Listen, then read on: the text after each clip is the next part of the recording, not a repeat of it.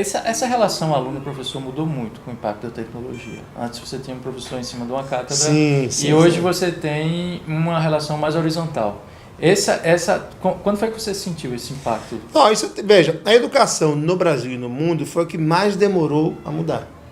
Se você olhar, botar 5 anos atrás e 100 anos atrás, era a mesma filosofia, só que era um quadro de giz, o professor lá na frente, normalmente num degrau acima, e todos os alunos assistindo a aula um atrás do outro.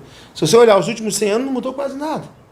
E agora, nos últimos 3, 4 anos, é que começaram a surgir novas tecnologias e novas metodologias. Então, a tendência, e isso é a resistência dos professores, né, de sair, o medo de sair da zona de conforto, a ideia é que o professor não seja mais o protagonista.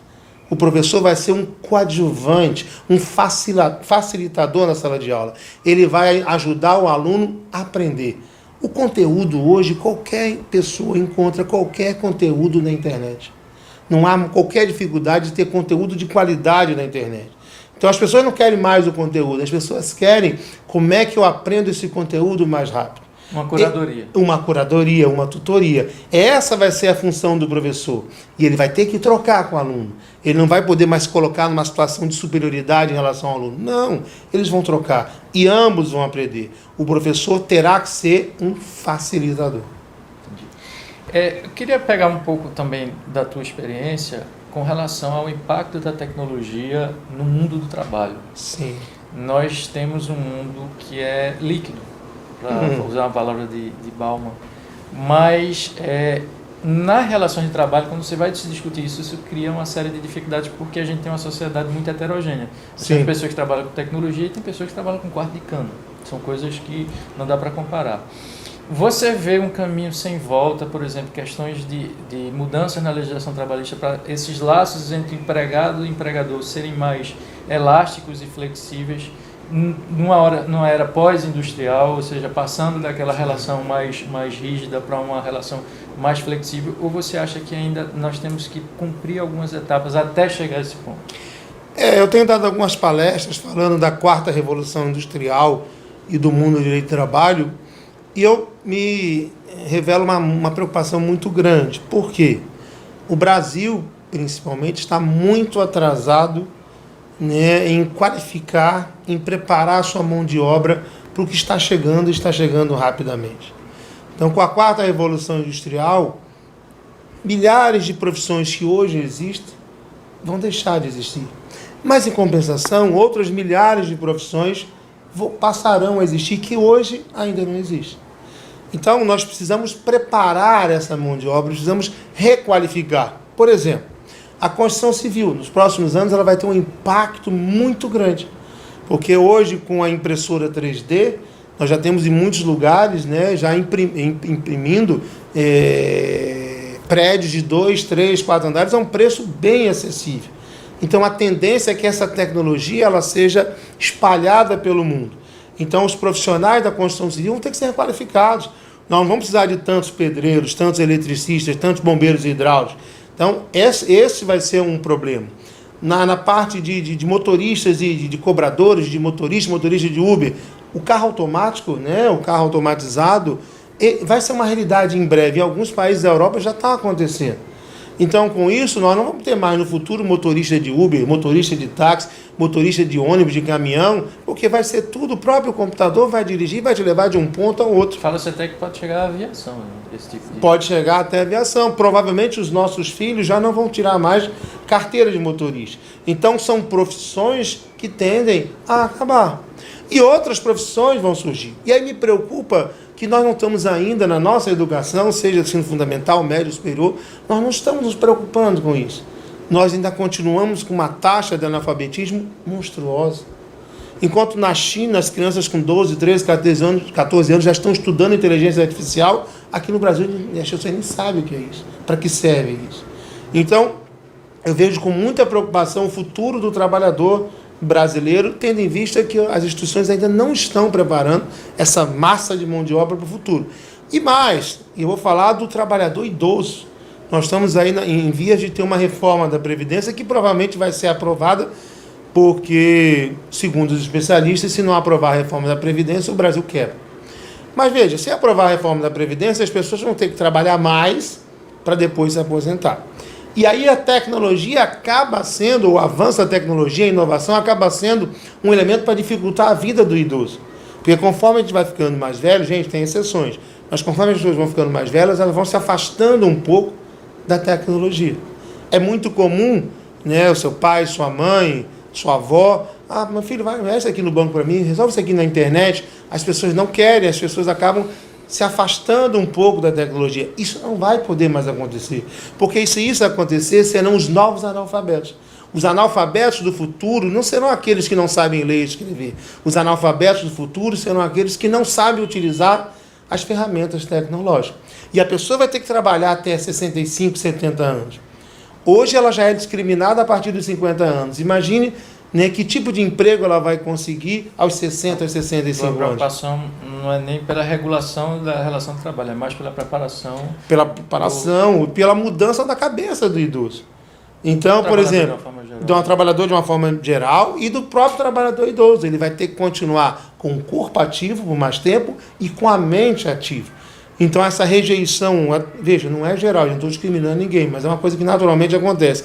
Essa rejeição à tecnologia, né? Quando você completa 50, 60 anos, isso vai ter que acabar, porque você vai depender da tecnologia, né, para sobreviver. Eu vou dar um exemplo até da minha sogra, eu brinco muito com minha sogra. Minha sogra, até um ano atrás, ela não lidava com rede social, não lidava com celular. E aí nós apresentamos a ela as redes sociais, né? O Instagram, o Facebook. E hoje ela é uma apaixonada, só que ela está até exagerada. Ela fica mais com o celular do que com os netos. E hoje ela está em contato com todo mundo, ela marca coisa com as amigas, ela vai em rede social, ela defende o presidente, defende o senador. E aquilo mudou a vida dela. Né? Então é importante que a gente prepare os nossos trabalhadores para o que vem aí, para a quarta revolução industrial. Não tem como lutar contra o avanço da tecnologia, é uma besteira isso. É impossível você lutar com isso, mas você tem que preparar esses trabalhadores para os novos empregos que vão surgir. Muitos vão desaparecer, mas novos vão surgir. E preparar também o idoso, porque o idoso vai ter que trabalhar mais, nem vai ser chamado mais de idoso. Então a gente tem que preparar o Brasil para isso tudo. Como é que você vê também o impacto no direito? A forma como as pessoas, os profissionais, os operadores vão lidar com esse impacto da tecnologia, que você falou que a educação demorou muito a receber o impacto da tecnologia, mas no direito também há suas resistências. O dia a dia, a forma como lidar com processos, inteligência artificial, a forma até de coisas como relacionamento em rede social, que isso é muito discutido até dentro da advocacia. Você vê esse impacto está ainda muito inicial ou já está muito forte, só que algumas pessoas ainda não se atentaram para tal? Não, esse impacto já está muito forte. A inteligência artificial, as pessoas falam, mas a inteligência artificial vai substituir, aliás, já vem substituindo muitos trabalhos que eram feitos por advogados. Né? Aqueles trabalhos repetitivos de massa, você não tem a dúvida de que a máquina vai passar a fazer. Mas isso não significa dizer que o advogado perdeu a sua importância. Porque uma série de outros mercados se abrem se utilizando de ferramentas de tecnologia. Né? Porque o computador pode fazer tudo, mas ele não vai raciocinar por você. A figura do advogado é importante. Agora, é preciso que o advogado entre nesse novo mundo. É preciso que o advogado fique atento às tendências. Hoje não dá mais para você ser um advogado, por exemplo, na área empresarial e não entender do negócio do seu cliente. Para você prestar um bom serviço para o seu cliente, você precisará entender do negócio dele. Então, isso é uma outra preocupação. E ele tem que utilizar das ferramentas para prestar um bom serviço. Por exemplo, a jurimetria mesmo, ela tem sido uma ferramenta maravilhosa para os advogados conseguirem saber o perfil daquele julgador, o perfil daqueles desembargadores, daqueles ministros, e a partir dali traçar uma estratégia para uma sustentação oral, traçar a melhor estratégia para o seu cliente. Eu mesmo tenho um cliente em que eu, através da jurimetria, eu consegui mapear todos os processos dele de todo o Brasil, levantar onde ele estava sendo condenado, onde não estava sendo condenado, quais eram os principais advogados, e ali com aquele mapeamento que eu fiz em 5 minutos com o sistema, nós conseguimos estabelecer uma estratégia tanto para diminuir o contencioso, mas principalmente, né, para a gente fazer uma advocacia preventiva para evitar. Então, ou seja, tem várias e várias ferramentas, eu dizia isso numa palestra que eu dei na ESA, que existem várias ferramentas que o advogado pode acoplar ao seu dia a dia e pode com isso monetizar, pode com isso obter uma boa remuneração. Agora, é uma transformação. Eu tenho uma crítica muito grande, né, ao conteúdo pedagógico, ao conteúdo curricular da universidade, da Faculdade de Direito estabelecida pelo MEC. Eu acho, e olha que foi modificado há pouco tempo, acho completamente insuficiente, tendo em vista os novos desafios do advogado. Como é que você tem uma grade curricular, mas não fala de blockchain, não fala de criptomoeda, não fala de direito digital, não fala de compliance, não fala de direito econômico, não fala de proteção de dados, que são matérias e situações que o advogado vai vivenciar todo dia, mas hoje não está, pelo MEC, na grade curricular do advogado. Então, isso, na minha visão, sem querer criticar ninguém, eu acho que prescinde, né, de uma modificação para que esses novos direitos, esses novos segmentos sejam incorporados ao conteúdo programático. O EAD, qual é o desafio? Você falou no início da nossa conversa sobre a resistência de docentes, de alguns docentes. Qual é o desafio ou qual vão ser os próximos avanços do ensino à distância que vai beneficiar os alunos? Alguma coisa relacionada, por exemplo, a mentoring, alguma coisa que ajude o aluno, facilite o aluno não só a entender o assunto tecnicamente, mas até mesmo ele se conhecer e daí ele explorar potencialidades dele. Seria por aí o caminho do... Hoje, por exemplo, eu estava conversando aqui fora da gravação e falando de que como o SES tem mudado. Nós trabalhávamos como videoaulas. E hoje a gente não está trabalhando só com mais videoaulas, a gente está começando a incluir mapas mentais, nós estamos fazendo simulados com relatório de desempenho, nós estamos utilizando, mesmo nos cursos livres, trilha de aprendizagem e outras situações, tudo a gente fazendo material em PDF escrito completo. Então, hoje a aprendizagem não é só mais videoaula e só material escrito, existe uma série de ferramentas, né, que ajudam o aluno a ter um sucesso, ajuda o aluno naquela caminhada. Então, eu acho que as ferramentas que estão disponíveis para o EAD vão ajudar muito, mas muito, muito a essa nova geração que vem chegando. Agora, o Brasil, Ivan, ele é muito desigual, muito heterogêneo. Por exemplo, eu fui para Serra Talhada, né, e eu e Chuasa, né, que está aqui gravando, nós fizemos a instalação lá do EAD na Faculdade de Integração do Sertão, lá em Serra Talhada, cujo dirigente é Luiz, é advogado também. Faculdade bacana, linda, tem mais de 3.000 alunos. E lá, 15% só dos alunos, desses 3.000 e poucos alunos, eles moram em Serra Talhada.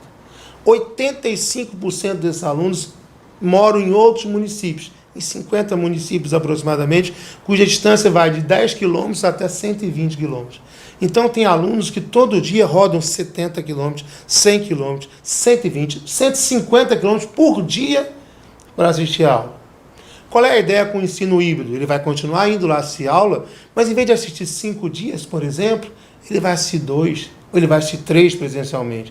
Isso para a pessoa que está no interior, para a pessoa que se desloca 100, 200 quilômetros por dia, isso é uma qualidade de vida para ele, é um diferencial muito grande, porque esse tempo de deslocamento que ele está se deslocando, além de ele estar colocando em risco, além de ele estar tendo custo, ele podia estar estudando, aproveitando. Então, existe esse benefício também do EAD para as pessoas que estão nas localidades mais distintas, mais afastadas, as localidades menos privilegiadas. Ok. Renato, obrigado por ter aceitado o nosso convite e ter conversado com a gente. Esse foi o nosso ESA Entrevista com Renato Saraiva e aguardem que a gente vem com mais por aí. Obrigado pela tua atenção.